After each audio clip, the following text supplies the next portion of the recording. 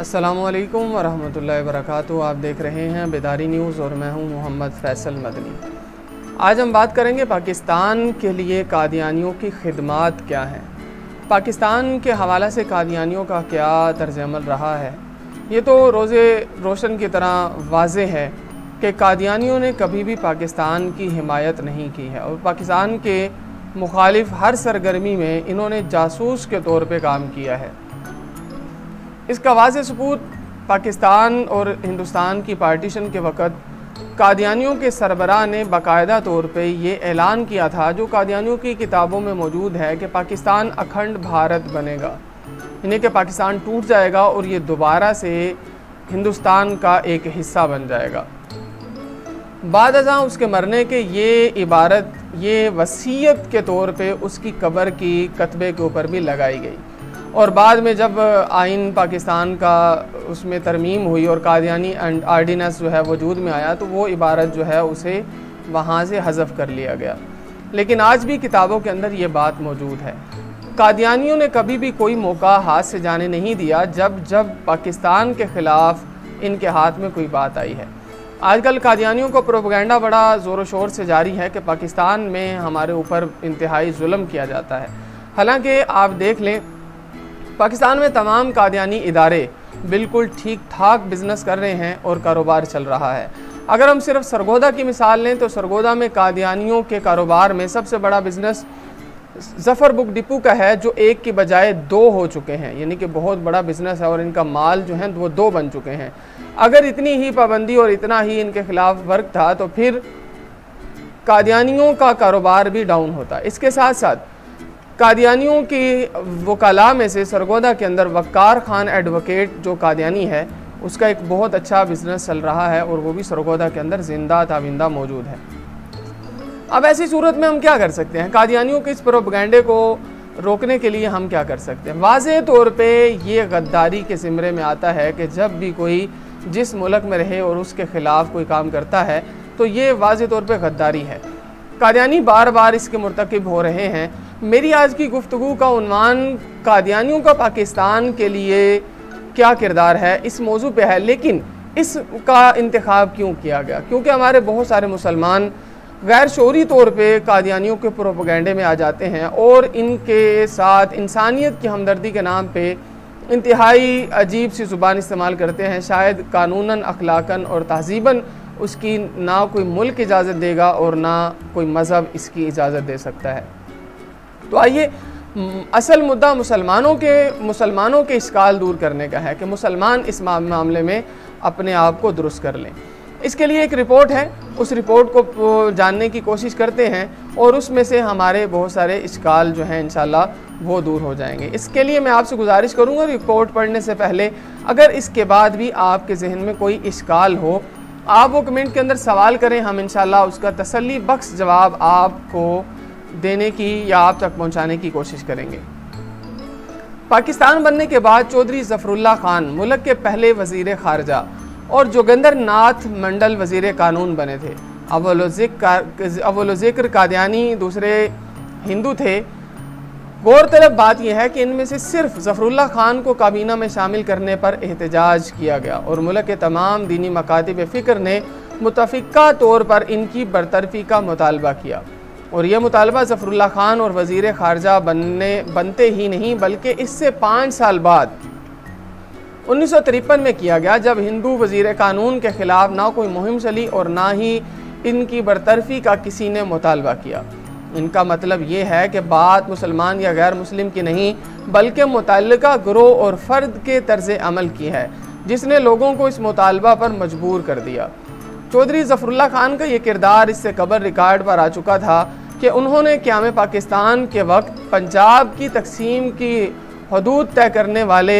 Red Cliff commission के सामने मुस्लिम league की नुमाइंदगी की, मगर ज़िला गुरदासपुर के हवाला से जहां कादियानियों की अच्छी खासी तादाद आबाद थी, इसका केस मुस्लिम लीग के मौक़िफ़ से हटकर अलग पेश किया, जिससे ये ज़िला गैर मुस्लिम अक़लियत का ज़िला करार पाकर भारत में शामिल हो गया और इससे हिंदुस्तान को कश्मीर में दखल अंदाजी का रास्ता मिला। इनका कहना था कि इनकी जमात के अमीर मिर्ज़ा बशीरुद्दीन महमूद की हिदायत है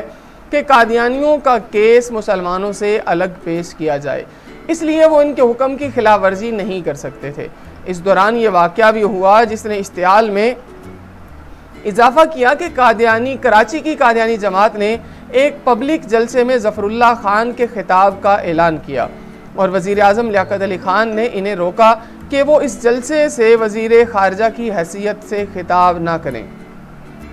जस्टिस मुनीर इंक्वायरी कमीशन की रिपोर्ट के मुताबिक चौधरी ज़फ़रुल्लाह खान ने वज़ीर आज़म से कहा कि वो अपने मनसब से इस्तीफ़ा दे सकते हैं मगर जलसे से खिताब ज़रूर करेंगे, और उन्होंने जलसे से खिताब किया। इसके बावजूद वज़ीर ख़ारजा के तौर पर काफ़ी अरसा बर्दाश्त किया गया, मगर जब रिपोर्टें आम होने लगीं कि मुख्तलिफ़ ममालिक में इनके ज़ेर साया पाकिस्तान के सफारत खाने कादियानियों की तबलीग और सरगर्मियों का मरकज़ बनते जा रहे हैं, तो इनके तर्ज़ अमल को बर्दाश्त न करते हुए सन 1953 में इनकी बरतरफी का मुतालबा किया गया। इसके बाद जनरल यहया खान के दौर में मिर्ज़ा ग़ुलाम अहमद कादियानी के पोते MM अहमद को मुल्क के इक़्तिसादी कमीशन का डिप्टी चेयरमैन बनाया गया और वो जनरल यहया खान के मोतमद तरीन अफसर समझे जाते थे, मगर इनके बारे में मशरक़ी पाकिस्तान से कौमी असम्बली के रुकन मौलवी फ़रीद अहमद मरहूम और दीगर ज़िम्मेदार हज़रात ने खुल्लम खुल्ला ये कहा कि वो मगरबी पाकिस्तान और मशरक़ी पाकिस्तान के दरमियान माशी और सियासी दोनों हवालों से खलीज बढ़ाने का बायस बन रहे हैं, जबकि बहुत सी दीगर रिपोर्टों में भी ये बात सामने आई कि पाकिस्तान को दो हिस्सों में तकसीम कर देने के मकरू अमल में MM अहमद का खासा किरदार रहा है। इस हवाले से राकमुल हरूफ के एक मजमून का एक इक़्तिबास मुलाहिदा कीजिए जो 12 मार्च 1971 को हफ्ज़ रोज़ा तर्जुमान इस्लाम लाहौर में शाया हुआ। क़ारीन को याद होगा कि हालिया इंतखाबात से कबल मशरक़ी पाकिस्तान के मुतअद्दिद सियासी रहनुमाओं ने एक मुश्तरका बयान में मिस्टर MM अहमद को इक़्तिसादी मनसूबाबंदी कमीशन के डिप्टी चेयरमैन के ओहदा से बरतरफ करने का मुतालबा करते हुए ये कहा था कि माजी में इक़्तिसादी तौर पर मशरक़ी पाकिस्तान के साथ जो ज़्यादतियाँ हुईं इनके ज़िम्मेदार मिस्टर MM अहमद हैं कि उन्होंने इक़्तिसादी मनसूबाबंदी में मशरक़ी पाकिस्तान को सानवी हैसियत दी और शेख मुजीबुर रहमान के 6 नुकात जो आज सियासी बहरान का बायस बने हैं इसी नाइंसाफ़ी और तरजीही सलूक की सदाए बाज़गश्त हैं। सदर मुमलिकत ने मिस्टर MM अहमद को डिप्टी चेयरमैन के ओहदे से तो हटा दिया, मगर इससे ज़्यादा अहम पोस्ट इनको देकर अपना इक़्तिसादी मुशीर मुकर्रर कर लिया और सदर के मुशीर की हैसियत से इन साहब ने जो खिदमात सर अंजाम दी वो पाक फ़िज़ाइया के साबिक सरबरा, PIA के साबिक सरबरा, साबिक deputy chief marshal law administrator और साबिक गवर्नर मगरबी पाकिस्तान जनाब नूर खान से दरियाफ्त कीजिए। उन्होंने 2 मार्च को अपनी हंगामी प्रेस कॉन्फ्रेंस में कौमी असम्बली के इजलास के इल्तिवा पर तबसरा करते हुए इस बात का इशारा किया। रोज़नामा आज़ाद लाहौर 3 मार्च के मुताबिक जनाब नूर खान ने मशरक़ी पाकिस्तान के साथ नाइंसाफ़ियों का ज़िम्मेदार नौकरशाही खुसूसन MM अहमद को करार दिया और इल्ज़ाम लगाकर मौसूफ सदर मुमलिकत को ख़त गलत मशवरे देकर मुल्क के दोनों हिस्सों के दरमियान इख्तलाफात की खलीज को वसी कर रहे हैं। जनाब नूर खान ने यह भी बताया कि मौजूदा सियासी बहरान बपा करने के लिए मिस्टर अहमद और इनके साथी अफसरों ने और भी खुफिया साजिशें की हैं। फिर एक कादियानी सफारतकार मिस्टर मंसूर अहमद का यह किरदार भी पेश नज़र रहे कि जब जेनवा इंसानी हकूक़ कमीशन में हुकूमत पाकिस्तान के ख़िलाफ़ कादियानियों ने अपने मुबैना इंसानी हकूक़ की खिलाफ वर्जी के हवाले से दरख्वास्त दायर की, तो जेनवा में पाकिस्तान का सफ़ीर होने के नाते से मिस्टर मंसूर अहमद हुकूमत पाकिस्तान को एतमाद में लिए बगैर कादियानी होते हुए भी पाकिस्तान के नुमाइंदा के तौर पर पेश हुए और कादियानियों की दरख्वास्त के हक़ में फ़ैसला दिलवाया जो हम आज तक भुगत रहे हैं। ये चंद मिसालें हैं जो रिकॉर्ड पर मौजूद हैं और कादियानियों के बारे में मुसलमानों की बेएतमादी की बुनियादी असबाब पर शवाहिद की हैसियत रखते हैं, वरना जिस मुल्क में जोगिंदर नाथ मंडल, जस्टिस AR नेल, जस्टिस दाराब पटेल, फादर रोफन जोलेस और इन जैसी दर्जनों गैर मुस्लिम शख्सियात को हुकूमती मनासिब पर कबूल किया गया है, वहाँ 2-4 कादियानियों के आ जाने से क्या फ़र्क पड़ता है। लेकिन असल बात ये नहीं है, बल्कि इसकी असल वजह वो है जो जनाब जुल्फ़कार अली भुट्टो मरहूम ने आखिरी अय्याम में अपने जेल के निगरान कर्नल मोहम्मद रफ़ी से कही थी, और जो इनकी यादाश्त में छप चुकी है कि कादियानी हजरात पाकिस्तान में वो पोजीशन हासिल करने की तगोदो में मुसलसल मसरूफ़ हैं जो यहूदियों को अमेरिका में हासिल है, कि मुल्क का कोई फ़ैसला इनकी मर्ज़ी के ख़िलाफ़ ना हो और कोई पॉलिसी इनकी मंशा से हट कर तय ना पा सके। हम वज़ीर आज़म इमरान खान और इनके रफ़ाका से ये अर्ज़ करना चाहेंगे कि वो इसे सिर्फ मजहबी जज्बातियत के हवाले से नहीं बल्कि पाकिस्तान के मुफाद में ज़मीनी हक़ाइक़ की बुनियाद पर देखें और पाकिस्तान के कौम के इज्तिमाई फ़ैसले और जज्बात का एहतराम करते हुए मुफ़क्किर पाकिस्तान अल्लामा मोहम्मद इकबाल रहमतुल्लाह अलैह के इन मज़ामीन का भी एक बार ज़रूर मुतालिया कर लें, जिनमें कादियानियत को यहूदियत का चरबा और कादियानियों को इस्लाम और मुल्क दोनों का गद्दार कहा गया था।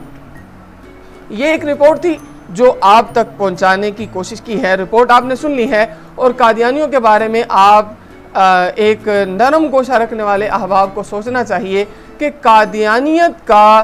ताक़ुब इसलिए भी ज़रूरी है कि ये इस्लाम में नकब ज़नी कर रहे हैं, बल्कि इसलिए भी ज़रूरी है कि कादियानियत इस्लाम के नाम पर पाकिस्तान को भी तोड़ने की कोशिश कर रहे हैं, और इसकी साजिशें आज से नहीं कर रहे, ये बहुत पहले से कर रहे हैं। जब कादियानियों के बारे में आवाज़ उठाई जाती है तो इमरान हुकूमत और इनके रफ़ाका और इनके चाहने वाले ये बात करते हैं कि हम इमरान खान की हुकूमत के ख़िलाफ़ साजिश कर रहे हैं। मेरी रिक्वेस्ट और गुजारिश है कि ऐसा हरगिज़ नहीं है। कादियानी आज से नहीं, शुरू दिन से मुसलमानों के ख़िलाफ़ रहा, पाकिस्तान के ख़िलाफ़ रहा और इस्लाम के ख़िलाफ़ अव्वल दिन से है। तो अब फैसला आपके हाथ में है कि आपका झुकाव किस तरफ है। हम PTI की गवर्नमेंट को सिर्फ इसलिए